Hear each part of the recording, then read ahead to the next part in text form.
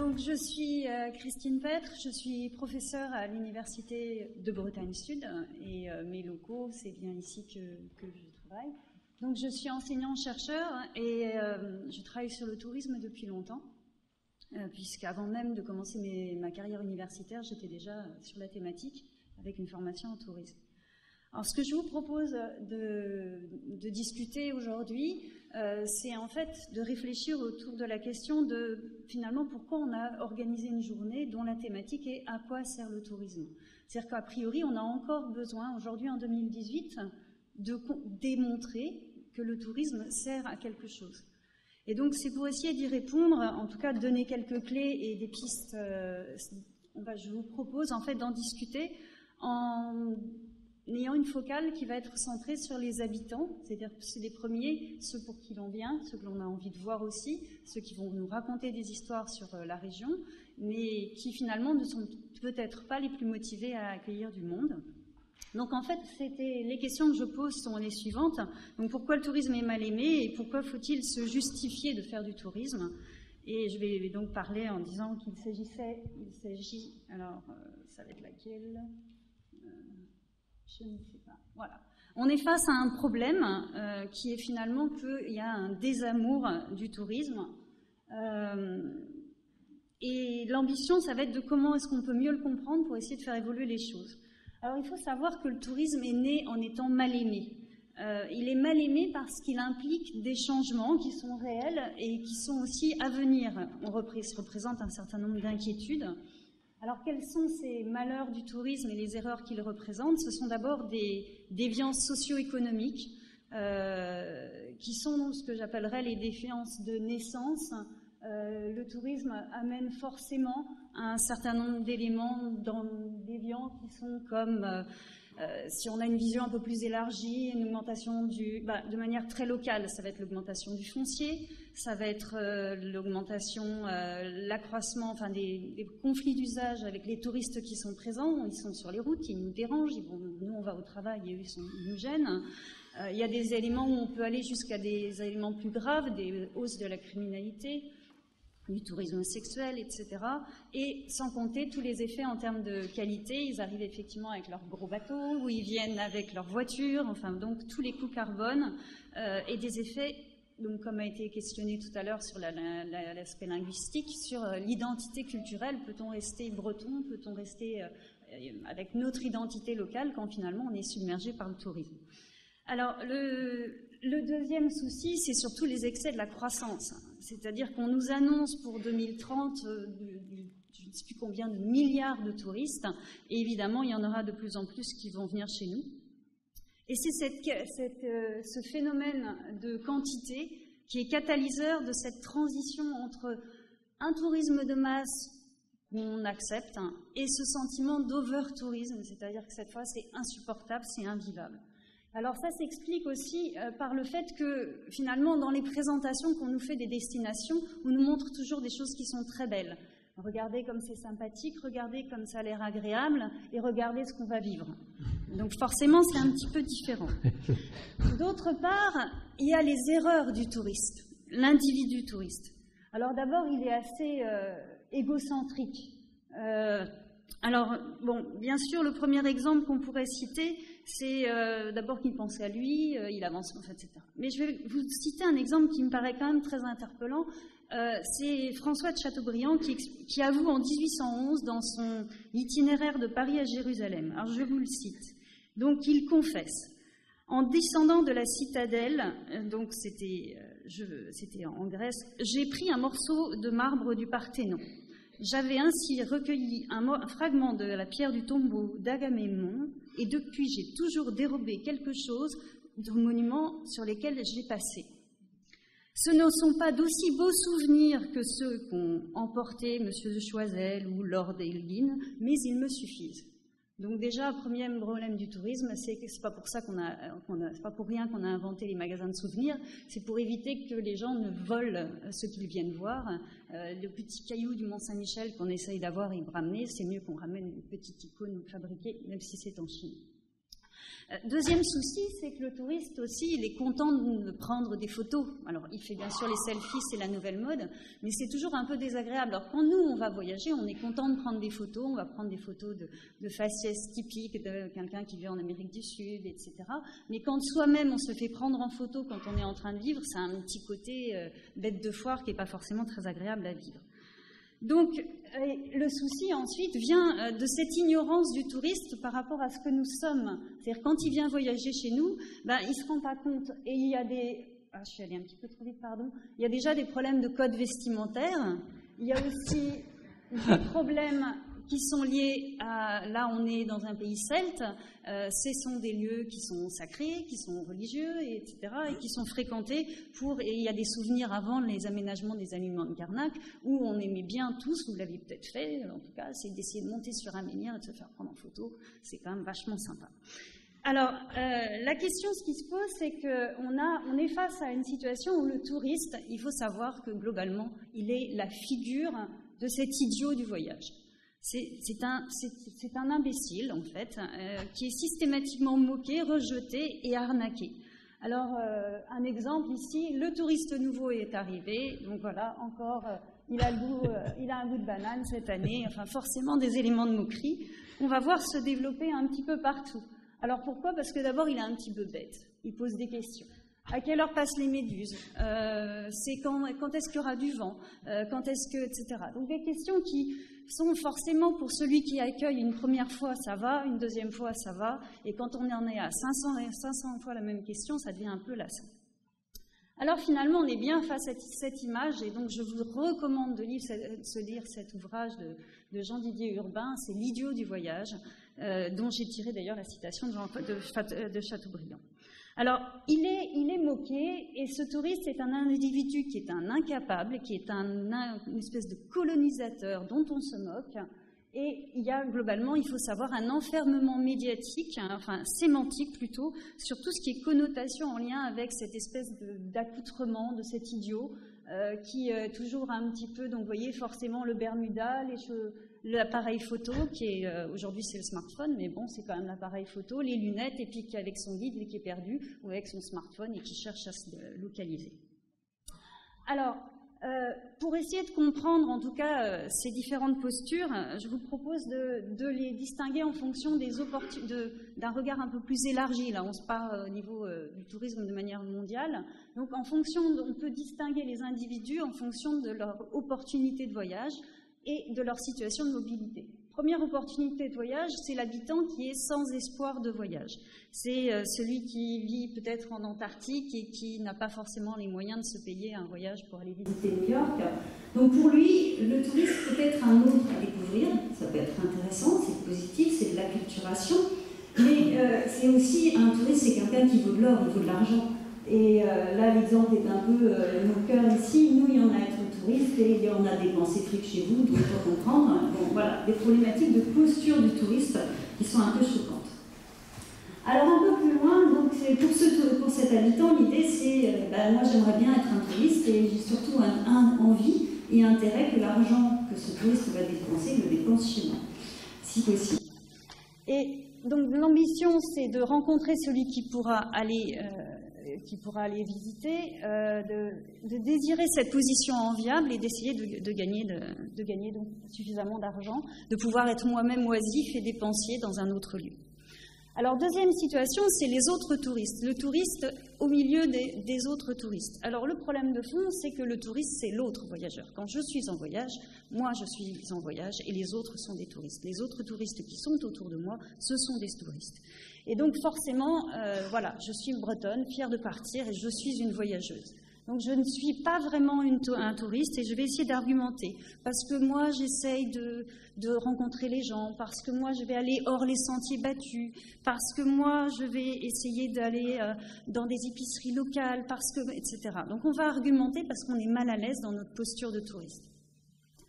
Dernier point, c'est pour l'habitant qui temporairement ne voyage pas. C'est-à-dire, moi, aujourd'hui, je ne voyage pas. Je suis sur mon lieu de vie, dans mon habitat, et je vais pour l'instant pas être gênée par les touristes, mais quand on va arriver pour les périodes où quand on était au mois d'août, eh ben, j'étais éventuellement dérangée dans mon vécu.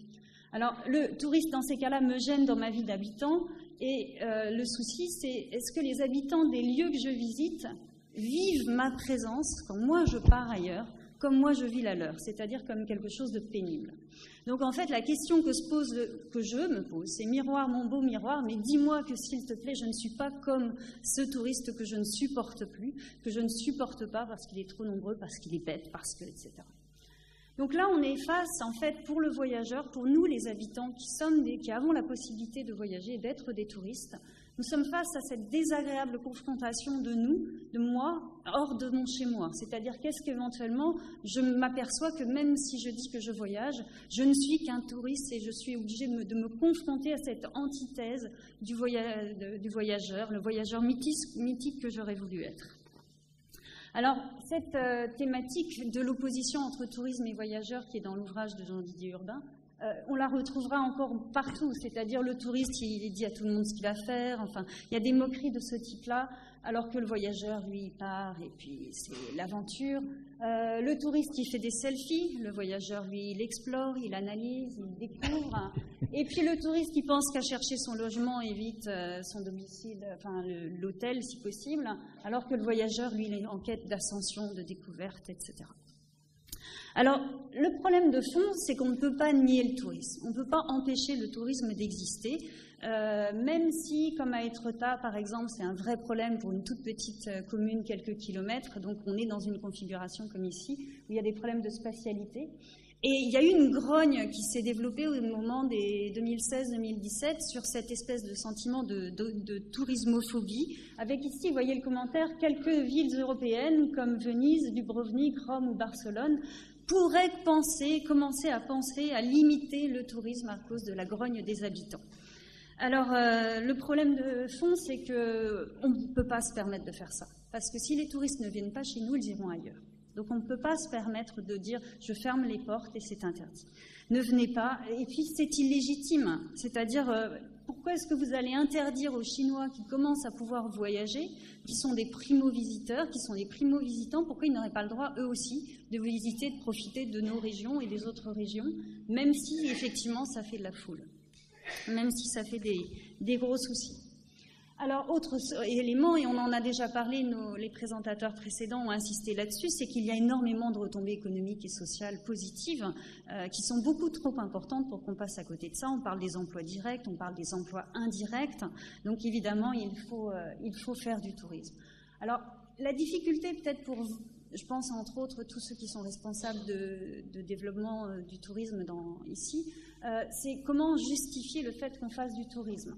Alors là, l'idée, c'est de se dire qu'il faut essayer de faire une meilleure prise en compte des attentes des habitants qui ont l'impression que finalement on ne fait de la communication que pour les touristes. Il y a beaucoup de choses qui sont dédiées au tourisme, alors que finalement, qu'est-ce qui est visible et qu'est-ce qui est proposé pour l'habitant, lui qui est en recherche de solutions. Moi, je veux bien qu'il y ait des gens qui viennent ici, au contraire, mais essayer de me trouver des options pour que ce soit plus facile de vivre avec. Donc de trouver des solutions pour régler ces conflits d'usage.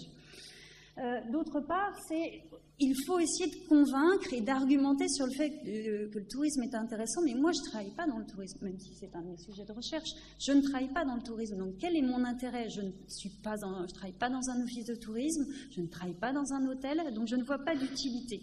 Donc il va falloir essayer de trouver les moyens de matérialiser le bonus que représente le fait d'accueillir des voyageurs et des touristes chez nous.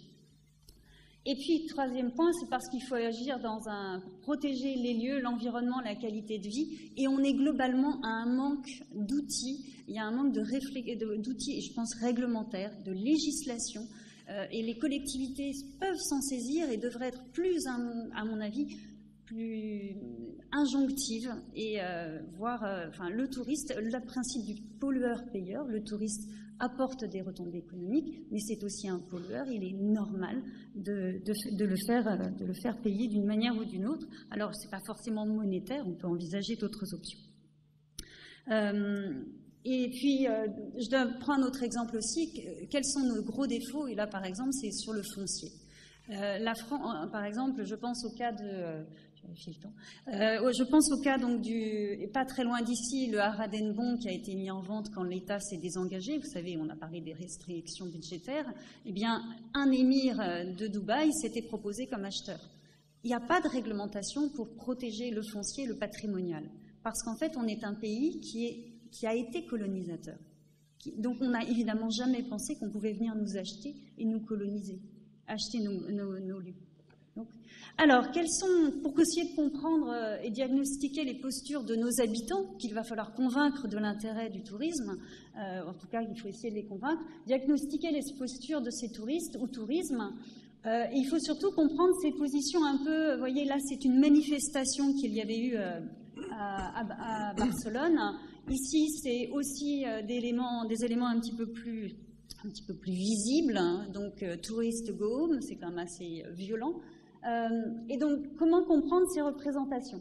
Alors, je vous propose de le faire un peu vite en disant qu'il y a une réflexion qu'on peut mener sur l'axiologie, le système de pensée, de valeurs que nous avons, nous, en tant qu'habitants, vis-à-vis de notre territoire, de comment nous le percevons, de comment nous souhaitons, que nous sommes prêts à le partager ou à ne pas le partager. Alors, la première idée, c'est qu'il y a... Alors, pour comprendre ça, je vais vous proposer une grille de lecture qui déjà consiste à s'appuyer sur l'opposition entre est-ce que le tourisme est un sujet de préoccupation, c'est-à-dire est-ce que je vais aimer ou haïr le touriste, ou est-ce que c'est un sujet qui est sans intérêt? Je suis dans un total... Cela ne me concerne pas. La deuxième idée, c'est de s'intéresser au degré de perception du tourisme, c'est-à-dire de la pression touristique. Est-ce que j'ai conscience, quand je vis dans certains quartiers de Vannes, qu'il y a une activité touristique? Par contre, si je vis en centre-ville, dans le centre historique, à ce moment-là, je saurai, je vais le voir, je vais le vivre. Donc à partir de là, c'est important. Et je vais le vivre et je vais peut-être le ressentir parce que l'économie du tourisme, c'est-à-dire le nombre de commerces qui vont être dédiés au tourisme, va être plus fort que l'économie locale, l'économie du tissu local, c'est-à-dire des commerces. Et je vais peut-être trouver uniquement des magasins de souvenirs alors que j'ai quand même besoin d'acheter ma baguette de pain, j'ai besoin, etc. Et pas que des produits de snacking. Et il faudrait que ce soit ouvert aussi quand le soir, moi, à 20h30, j'ai oublié d'acheter quelque chose et que les touristes sont rentrés chez eux. Et donc, éventuellement, les magasins sont fermés. Donc, troisième idée, c'est de penser comment comment l'habitant envisage son territoire. Est-ce qu'il est inclusif? Est-ce que je peux faire venir des gens? Ou est-ce qu'il est exclusif? Il n'est que pour moi. Et la quatrième idée, c'est le périmètre. C'est-à-dire, quand on pense à son territoire, est-ce que je pense à mon territoire en pensant à ma maison? Est-ce que je pense à mon quartier? Est-ce que je pense à ma ville? Est-ce que je pense au golfe du Morbihan? Est-ce que je pense au Morbihan? Est-ce que je pense à la Bretagne? Donc, quelle est cette notion et ce périmètre? Donc, si on prend, et il y a tout ça. Alors, donc, c'est aussi une grille d'action sur les postures, et c'est un outil pour repérer, entre autres, des espaces de régulation prioritaires. Dans quel endroit il faut agir en priorité? Il faut réguler parce que là, les habitants ont une position qui est très anti-touristique. Et là, il faut faire quelque chose de particulier. Légiférer ou autre, on verra. Mais en tout cas, là, il y a une zone prioritaire, ou là, c'est une zone moins prioritaire, parce qu'on sait bien qu'on ne peut pas agir partout et qu'en plus, le territoire et les habitants sont différents. Il faut s'adapter. Vous avez des problématiques aussi de budget, et on ne peut pas faire tout partout, donc il faut savoir s'organiser. C'est une deuxième idée. C'est un outil à utiliser en ayant fait un diagnostic de la composition de votre population. Au-delà d'être un homme, une femme de tel CSP, etc., on a besoin de les comprendre dans leur psychologie, dans leur représentation par rapport à ce territoire. Et en fonction du degré de visibilité du tourisme et des problématiques de seuil.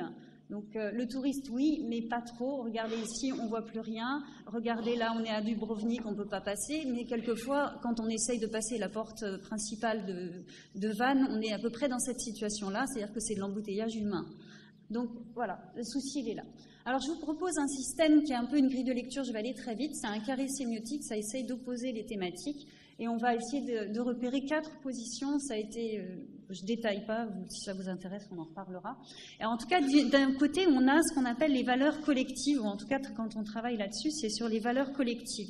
C'est-à-dire, quand on a des situations comme ça, c'est les j'aime ma ville, je veux bien la partager, festival des habitants, l'habitant qui a des valeurs collectives et de partage. Et qui, dans ces cas-là, si on lit bien, c'est le lieu de vie est inclusif, Il y a des désirs de partage qui dépassent, qui peuvent aller jusqu'au domicile, c'est-à-dire on peut avoir des couch surfers, enfin greeters, c'est-à-dire j'accueille des gens dans ma maison, dans mon salon, et parce que j'aurai le plaisir d'échanger avec eux, de parler justement de comment ça marche, comment moi je fais du bateau peut-être avec des amis, comment j'apprécie à tel moment ce qui se passe, etc. Échanger. À l'opposé, évidemment, il y a ceux qui sont dans de la préemption, c'est-à-dire la priorité, c'est chez moi. Et dans cette idée-là, le lieu de vie est une propriété qui est privée, alors acquise ou reçue des générations précédentes, c'est à voir en fonction des situations, mais en tout cas que je veux préserver du sentiment de prédation que représente le tourisme et le touriste. Et donc la vision du périmètre, elle est très large, elle est élargie. Et là, je vous donne un exemple, c'est à Barcelone. Nous ne voulons pas de touristes dans nos lieux. Ce n'est pas une station de balnéaire. Alors qu'après tout, pourquoi pas? D'accord? Et alors, dernière position, un petit peu plus, on va dire, modérée, c'est quand le tourisme est plus accepté, c'est les valeurs un peu de possessive. Le lieu de vie, c'est une propriété privée, mais qui est personnelle. Le périmètre est relativement exclusif, mais il se ressent sur la vie familiale, c'est-à-dire que le touriste ne me gêne pas s'il ne vient pas dans mon jardin, c'est-à-dire si par exemple j'ai une maison au bord de la mer qui ne s'autorise pas à rentrer dans mon jardin, s'il ne va pas donc dans mon domicile, s'il ne me gêne pas dans ma vie de famille, c'est-à-dire que je peux emmener mes enfants à l'école et qu'il n'y a pas de souci, et si je peux aller au travail sans être trop dérangée. Et puis donc par contre les espaces parapublics qui sont déjà partagés avec d'autres habitants, et bien évidemment il n'y a pas de problème pour les partager avec des touristes dès lors que tout va bien. Et le dernier point, c'est les valeurs que j'appelle résidentielles, ce serait locatif, c'est le lieu de vie peut être cédé, loué, prêté, sous réserve de contreparties qui peuvent être monétaires. C'est-à-dire évidemment c'est du Airbnb, avec toutes les déviances, on pourrait en reparler, mais c'est aussi les échanges d'appartements. Allez, je prête ma maison et en contrepartie, je vais faire une semaine dans une autre région d'Europe ou du monde. Alors, pour expliquer cette attitude vis-à-vis du tourisme, donc là, je tombe un peu plus dans les aspects recherche, donc je vais aller vite, mais en tout cas, des questionnements qu'on se pose, c'est d'abord, est-ce qu'on a vraiment un continuum du tourismophile, c'est-à-dire celui qui adorerait le tourisme, et du tourismophobe, celui qui le déteste. Parce que c'est un peu comme la satisfaction, on peut être très content quand on va au restaurant du repas, la qualité, le goût est exceptionnel. Par contre, la serveuse, elle est imbuvable, elle est insupportable, elle n'est pas agréable, elle n'est pas sympa, la décor est abominable. Donc, est-ce qu'on a forcément cette notion d'opposition tourismophile, tourismophobe? Donc ça, c'est un premier point. Et deuxième point, c'est finalement, est-ce qu'on doit lier les deux? Quelle est notre attitude vis-à-vis du tourisme comme phénomène socio-économique? C'est-à-dire, oui, c'est bien qu'il y ait une activité de tourisme et j'aime pas les touristes. Donc c'est différent, ou est-ce que les deux se mixent? C'est donc des éléments à trouver. Alors quelle solution quand même pour essayer d'aller, maintenant qu'on sait un peu plus comment les gens peuvent penser, quelle solution? Donc d'abord la plus simple, c'est comment dépasser la tourismophobie. Pardon, je vais aller plus vite. Déjà, c'est d'essayer de réduire les impacts, les conflits d'usage, une des premières options. Et pour ça, c'est tout simplement de travailler sur les stratégies et les techniques de régulation des flux de touristes, des flux d'humains, de voyageurs, etc. Et c'est toutes les techniques pour désaisonnaliser, déspatialiser, pour essayer de légiférer, donc c'est de la régulation. Alors, déspatialiser, c'est un peu compliqué quand, par exemple, le centre historique, il est tout petit et de toute façon, tout le monde veut y aller. Donc ça, c'est un peu un souci. Mais on peut essayer de le faire et on peut essayer de rendre ça plus aisé en travaillant sur vraiment de la gestion des flux humains, de manière très proposer des circuits, etc. Deuxième point, c'est d'adapter des actions en s'intéressant à ces problèmes de croissance et d'inversion des flux. C'est-à-dire qu'aujourd'hui, nous allons recevoir quasiment plus de voyageurs que nous n'en émettons. Donc, et puis, c'est l'objectif aussi d'avoir plus de visiteurs. Ensuite, il s'agit donc de transformer le prisme de la concurrence, c'est-à-dire ce sentiment de concurrence entre les touristes qui vont venir acheter trop cher, ne serait-ce que dans le restaurant, etc., ce qui fait que les prix montent, acheter trop cher les choses, ce sentiment donc de concurrence sur les espaces, en une vision où on serait plus sur de la co-occurrence, on est ensemble et on partage. Alors, il y a des pistes qui sont envisagées par rapport à ça. Je vous renvoie en fait à des choses qui sont très vieilles, hein, En 78, Andy et ses collègues étaient déjà en train de travailler là-dessus. Donc il n'y a rien de nouveau, c'est juste qu'on n'a pas pensé à l'appliquer chez nous et dans une vision élargie. Et donc on module selon l'opérateur qui est propriétaire ou pas. Par exemple, si c'est l'État qui est propriétaire, il y a des choses qu'on ne peut pas faire. Par exemple, un monument qui est national ne peut pas se permettre de faire des tarifs différentiels en disant pour les Français c'est tel prix et puis pour les étrangers on va faire un peu plus cher. On n'a pas le droit, c'est interdit. Par contre, quand on est une collectivité territoriale, à ce moment-là, on peut envisager des choses. Et l'exemple typique, c'est par exemple à Bayonne, pour les fêtes de Bayonne, ils ont mis un tarif particulier pour les Bayonnais. Donc, en tout cas, voilà la liste des actions indirectes qu'on peut faire. On peut essayer de changer, faire un peu de transformation physique. On peut essayer de favoriser la dispersion des visiteurs. Et ça, c'est accru aujourd'hui avec les possibilités de smartphone. On peut tout à fait donner des informations. Il ne fait pas beau à tel moment. Vous avez envie d'aller visiter je ne sais quel musée à tel endroit. N'y allez pas, il y a trop de monde. Mais par contre, allez peut-être visiter tel autre aquarium parce que là, il y a de la place en ce moment. Donc, grâce au numérique, on peut vraiment aller vers des possibilités beaucoup plus fortes.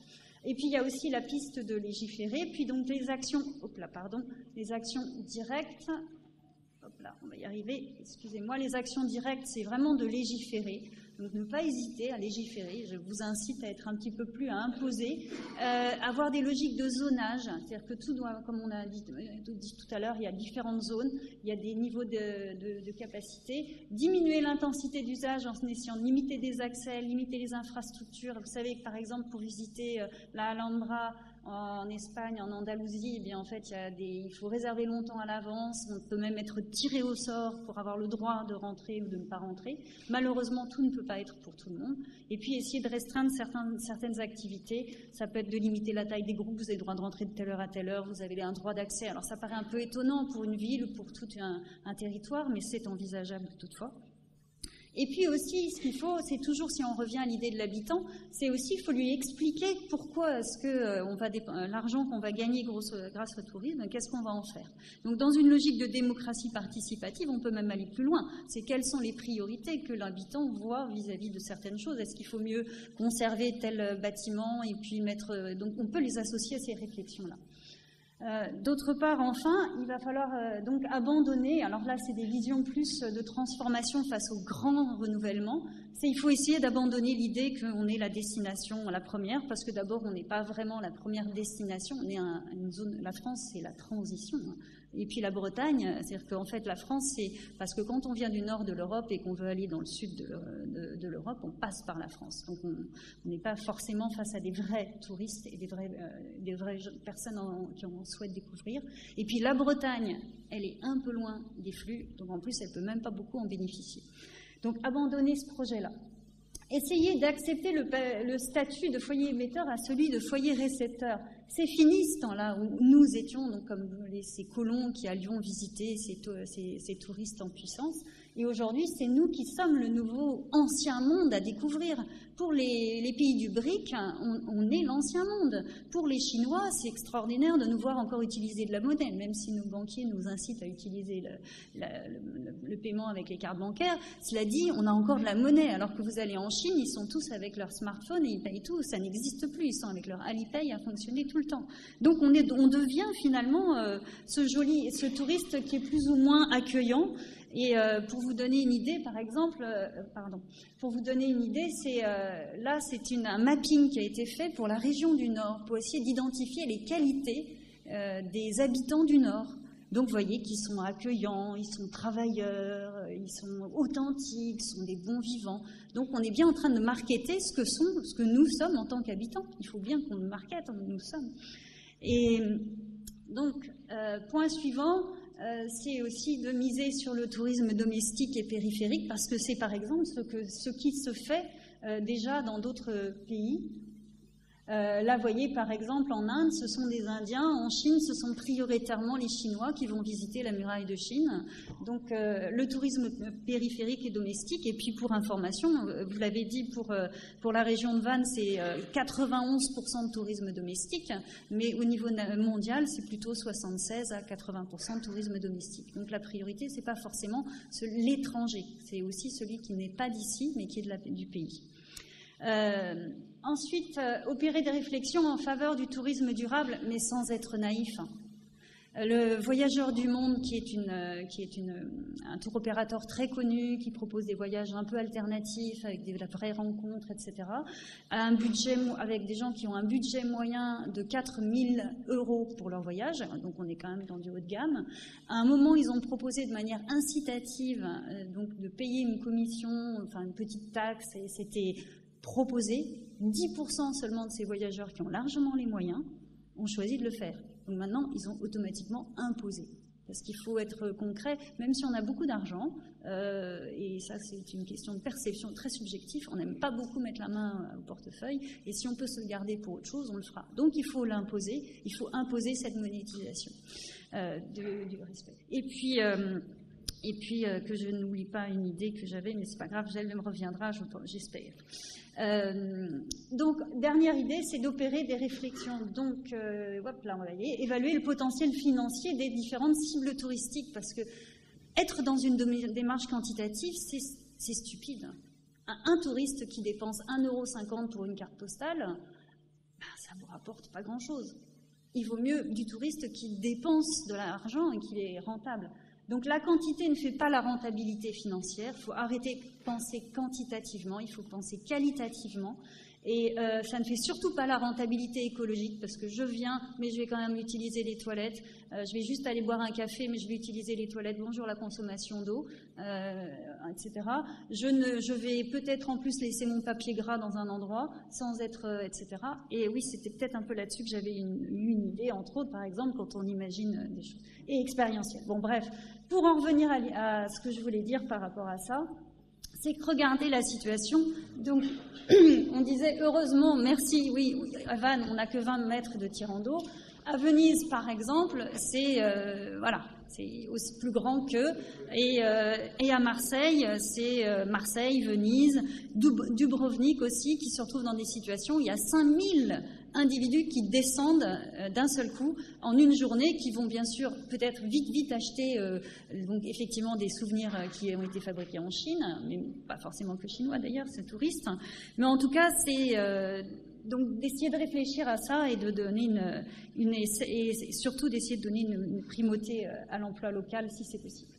Donc transformer le prisme de la concurrence en une vision de co-occurrence, c'est de se dire que tout habitant est finalement un touriste en sommeil. Provisoirement, je ne suis pas touriste, mais en fait, je suis une touriste. Deuxième idée, c'est que le touriste est un habitant d'ailleurs. Donc peut-être qu'il faut aussi qu'on soit un peu en capacité de se parler, quand on parlait tout à l'heure de ça.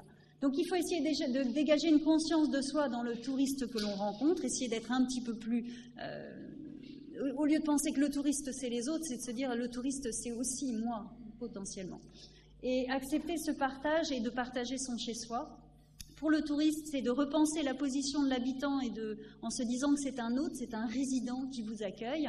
Et donc, vous voyez, la responsabilité, c'est une co-responsabilité. À nous de bien accueillir parce que nous, potentiellement, nous sommes des touristes. Et aux touristes de respecter l'habitant parce que, potentiellement, ils sont aussi des habitants qu'on peut aller visiter. Donc, là, globalement, le souci qu'on a aujourd'hui, c'est qu'il faut essayer de clarifier ces règles. Parce que ces règles, finalement, elles sont... on parle de l'éthique du tourisme, mais... Concrètement, est-ce qu'il y a un règlement intérieur? Est-ce qu'il y a des choses qui sont explicites? Et puis ça dépend des régions. Il y a des endroits où on acceptera ça, telle ville, telle commune veut accepter ça, telle autre ne le souhaite pas. Donc après tout, incluons nos habitants, décidons des règles et on peut aussi, comme il y a des conditions d'utilisation de n'importe quel site internet, quand vous cliquez oui, ok, eh ben pourquoi pas à l'entrée d'une ville, à l'entrée d'une commune, d'un territoire. Donc c'est envisageable et en tout cas aujourd'hui il n'y a pas de règlement et il n'y a pas de choses qui sont expliquées. Par exemple, un Parisien qui vient, qui voit tout le monde faire de la pêche à pied, il se dit chouette, en plus Saint-Malo a énormément communiqué sur les grandes marées et donc ça fait les Parisiens viennent pour profiter, faire de la pêche à pied, ils découvrent ça. Sauf qu'il faut quand même qu'on leur explique que c'est important de remettre le caillou sur le bon endroit parce que sinon ils sont en train de tuer l'écosystème. Donc voilà, il y a des choses à expliquer et à clarifier. Et puis ensuite, l'idée c'est que si on fait une deuxième action, c'est cette fois de sensibiliser à l'intérêt mutuel d'être touriste et habitants, c'est que d'un côté, côté habitant, si je valorise le visiteur, eh bien à ce moment-là, c'est une manière aussi de monter en estime de soi, parce que le visiteur, c'est un touriste et je suis un touriste, etc. Et si je respecte les règles de l'habitant, je serai mieux accueilli et accepté. Et globalement, je participe, je contribue à un meilleur accueil pour les futurs visiteurs, c'est-à-dire mes enfants quand ils viendront visiter telle région, plutôt que d'être considérés comme encore des Français qui sont toujours radins, encore des Français qui font ceci, ou les Allemands qui, etc. Et bien peut-être que l'accueil sera meilleur, pensons à l'avenir. Donc pour ça, c'est de revenir sur les bases de l'égalité. Tout à l'heure, on en a parlé. L'égalité, parce qu'on dit bien de l'hospitalité, on dit bien l'hôte. L'hôte, c'est aussi bien pour celui qui accueille que pour celui qui est reçu. Donc l'autre, c'est bien cette notion d'égalité. C'est l'égalité dans un échange qui est humain, même s'il est marchand. Donc c'est ça qui est un peu compliqué et trouver un équilibre. Alors conclusion et perspective, évidemment, désolé, je suis chercheur, donc ce sera un peu un agenda de recherche, mais je vous promets d'aller vite. En tout cas, c'est pour vous faire des propositions, pour vous dire qu'il y a plein de choses à faire et qu'on est prêt à les faire et qu'on est en compétence au niveau du laboratoire, qui est le laboratoire du Lego, j'en fais un peu de publicité. Donc pas comme les jeux, mais laboratoire d'économie et de gestion de l'Ouest. On peut en tout cas identifier des zones d'expérimentation particulières pour essayer de tester des mesures un peu factuelles de régulation. On peut essayer d'envisager comment améliorer les bases législatives, qu'est-ce qui est acceptable, qu'est-ce qui est entendable. Donc acceptable par le touriste, entendable par le touriste, mais aussi attendu par l'habitant. Et tester les voies de transformation. Alors sur ces voies de transformation, je suis allée un petit peu plus loin en vous proposant donc l'idée de travailler sur un panel, une zone géographique particulière sur laquelle il pourrait y avoir un panel des habitants, c'est-à-dire des habitants qui acceptent de participer à une étude, de manière à donner leur avis là-dessus, et donc à ce moment-là qu'on puisse mesurer la tourismophobie initiale. Alors je finis juste avec quelques exemples sur la tourismophobie initiale. Vous savez que Bordeaux, comme nous sommes très fiers d'être à 2h17 de Paris. Eh bien en 2016, Bordeaux s'est retrouvé à 2h de Paris. Et donc il y a des manières un petit peu gentilles et bon enfant de dire surtout les Parisiens ne venez pas, parce que chez nous il pleut beaucoup, en plus quand il fait chaud, il fait beaucoup trop chaud. Et puis il y a des moustiques, donc du coup aussi ils aiment Paris et ils aiment Bordeaux, donc ne venez pas parce que vous allez vous faire piquer. Et puis en plus il y a beaucoup d'embouteillages, donc prenez des cours de yoga. Enfin c'est une manière un peu bon enfant, et c'est sur les réseaux sociaux, c'est du virtuel, et puis en plus c'est parti d'un coup de potache qui se sont un peu amusés. Ils ont dit oui venez les Parisiens, venez à Bordeaux, mais venez à Bordeaux en Gâtinais, surtout pas à Bordeaux, enfin etc. Mais par contre, il y a des manifestations plus violentes, plus virulentes. Donc, tout à l'heure, on avait vu Barcelone. Là, c'est Venise. C'est les Vénitiens qui disent au secours, laissez-nous travailler et qu'on ne soit pas obligé de vivre ailleurs et qu'on puisse continuer à vivre à Venise. Et puis, ça peut être aussi assez agressif, quoi. Parisien, rentre chez toi. Ben oui, parce que forcément, le Parisien, c'est le premier touriste. C'est obligé partout dans toutes les régions de France. Le Parisien, quantitativement, il n'y a pas d'autre solution. C'est notre première clientèle. Donc, en tout cas, donc l'idée, c'est, au vu de l'absence de protocole de régulation actuel, qu'est-ce qu'on pourrait faire ? Et puis donc essayer de mettre en place des actions, de les évaluer sur 4 à 7 saisons, je pense, parce que 1 an, 2 ans, 3 ans, il y a des effets, au départ on est dynamique, mais s'inscrire dans la durée, vous avez tous un peu faim, et définir les bases de ce qui devrait être, à mon avis, un observatoire de la tolérance à la fréquentation touristique. Et ça, ce serait pertinent. En fait, pour finir, parce que je vais quand même m'arrêter là, tout à l'heure on a parlé de promouvoir et d'aménager. Je pense que le problème de fond pour essayer de convaincre les habitants, c'est d'essayer de travailler sur cette idée. Pourquoi le tourisme il est mal aimé ? Pourquoi ? Tout simplement parce qu'il y a un problème de compréhension et de se dire que finalement, au lieu de ne pas aimer l'amour, ne pas aimer le voyage de l'autre, il faut essayer de se comprendre soi en tant que voyageur. Donc c'est de dire qu'on passe du désamour du voyage de l'autre à la compréhension de soi en tant que potentiel voyageur. Voilà, je vous remercie beaucoup.